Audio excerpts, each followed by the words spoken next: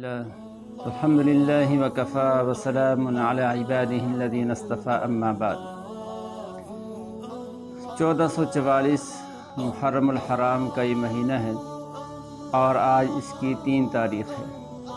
محرم الحرام کی 1 تاریخ کو حضرت سیدنا عمر بن الخطاب رضی اللہ تعالیٰ عنہ کی شہادت کا واقعہ پیش آیا، اور محرم ہی کی 10 تاریخ کو اس کائنات کا اور مسلمانوں کی تاریخ کا سب سے المناک واقعہ نواسۂ رسول جگر گوشِ بطول حضرت سیدنا مولانا حسین رضی اللہ تعالیٰ عنہ کی شہادت کا المناک واقعہ پیش ہے۔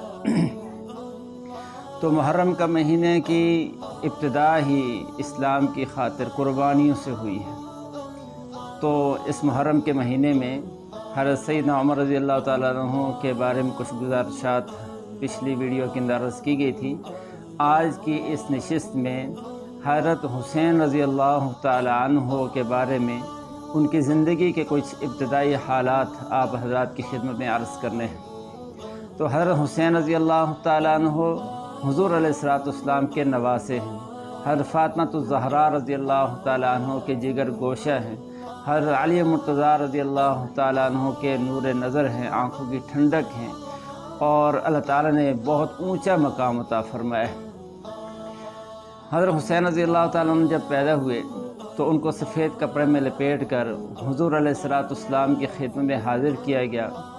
آپ علیہ السلام نے دیکھا اور برکت کی دعا دی، ان کا نام رکھا، اور اسی طرح سے ان کے سر پر زعفرانی رنگ کی خوشبو لگائی، اور پھر حضرت فاطمہ الزہرا رضی اللہ تعالیٰ عنہ کے حوالے کیا، ان کے لیے برکت کی دعا دی۔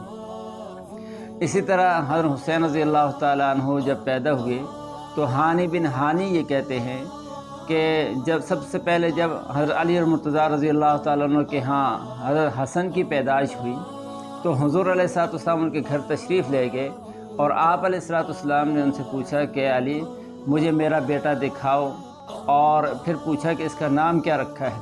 تو حضرت علی رضی اللہ تعالیٰ عنہ نے حضرت حسن رضی اللہ تعالیٰ عنہ کو حضور کی خدمت میں لائے اور پھر دکھایا، تو حضور علیہ السلام نے پوچھا کہ ان کا نام کیا رکھا ہے۔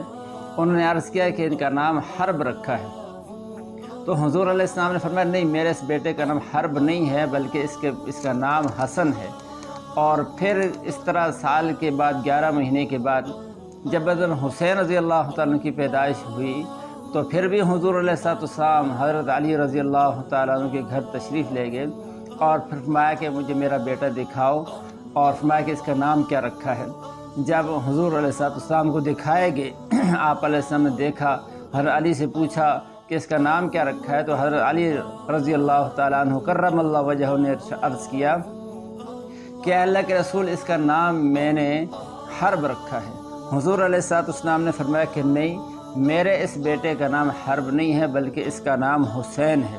تو حضور علیہ السلام نے ان کا نام ہی بدل دیا۔ پھر ان کے کچھ عرصے کے بعد حضرت علی رضی اللہ تعالیٰ عنہ کے ہاں تیسرے بیٹے کی ولادت ہوئی۔ حضور علیہ السلام نے ان کا نام بھی پوچھا تو حضرت علی نے ان کا نام بھی حرب رکھا۔ تو حضور علیہ السلام تشریف لے گئے، وہی گفتگو ہوئی، اور پھر فرمایا کہ میرا جگر پارا مجھے دکھاؤ، تم نے اس کا کیا نام رکھا ہے؟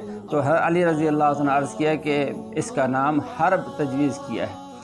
اس کے بعد آپ علیہ السلام نے فرمایا نہیں، اس کا نام حرب نہیں ہے بلکہ اس کا نام حسن ہے۔ اور اس کے بعد حضور علیہ السلام نے ارشاد فرمایا کہ ان تینوں کے نام حضرت ہارون علیہ السلام کے 3 بیٹوں کی طرح رکھے ہیں کہ ان کے نام بھی شبر، شبیر اور مشبر تھے۔ تو جس طرح سے ان کے نام تھے اس طرح سے میں نے اپنے ان بیٹوں کے نام رکھے ہیں۔ اور یہ حضرت حسین رضی اللہ تعالیٰ ایسا نام ہے کہ ان جیسا یہ نام اس سے پہلے کبھی بھی کسی اور شخصیت کا نہیں رکھا گیا۔ چنانچہ ابن العرابی حضرت فضل رحمت سے روایت کرتے ہیں کہ انہوں نے فرمایا کہ اللہ تعالیٰ نے ان دونوں ناموں کو، حسن کو حسین کو، پردہ غیب میں رکھا تھا کہ سب سے پہلے حضور علیہ السلام نے اپنے جگر پاروں حضرت حسن اور حضرت حسین رضی اللہ تعالیٰ عنہما کے لیے یہ نام تجویز فرمائے۔ اور جب حضرت حسن اور حسین پیدا ہوئے تو حضور علیہ السلام نے ان کے لیے ان کا حقیقہ بھی کیا، اور ان کے لیے 2 مینڈے حضور علیہ السلام بطور حقیقے کے ذبح کیے، اور یہ حضرت حسین کی بہت بڑی ایک عزت کی بات ہے، بہت بڑے فخر کی بات ہے، بہت بڑی یعنی کرامت ہے کہ ان کا نام بھی حضور علیہ الصلوۃ والسلام نے تجویز فرمایا، اور ان کے منہ میں گھٹی بھی حضور علیہ الصلوۃ والسلام نے ڈالی، اور اپنا لعاب دان جو ہے حضور علیہ الصلوۃ والسلام نے حضرت حسین یہ حضرت حسین رضی اللہ تعالیٰ عنہ کی زندگی کے ابتدائی کچھ حالات ہیں جو آج کی مجلس میں عرض کیے گئے۔ اس طرح سے آئندہ مختلف مجالس کے اندر حضرت حسین رضی اللہ تعالیٰ عنہ کی زندگی کے مختلف حالات آپ کی خدمت میں عرض کریں گے۔ اللہ سبحانہ وتعالی مجھے آپ کو جو ہے ان حضرات کے قدردانی کی، ان سے سچی محبت نصیب فرمائے، ان حضرات کا سچا عشق اللہ تعالی ہمارے سینوں میں پیدا فرمائے۔ وآخر دعوانا ان الحمد للہ رب العالمین۔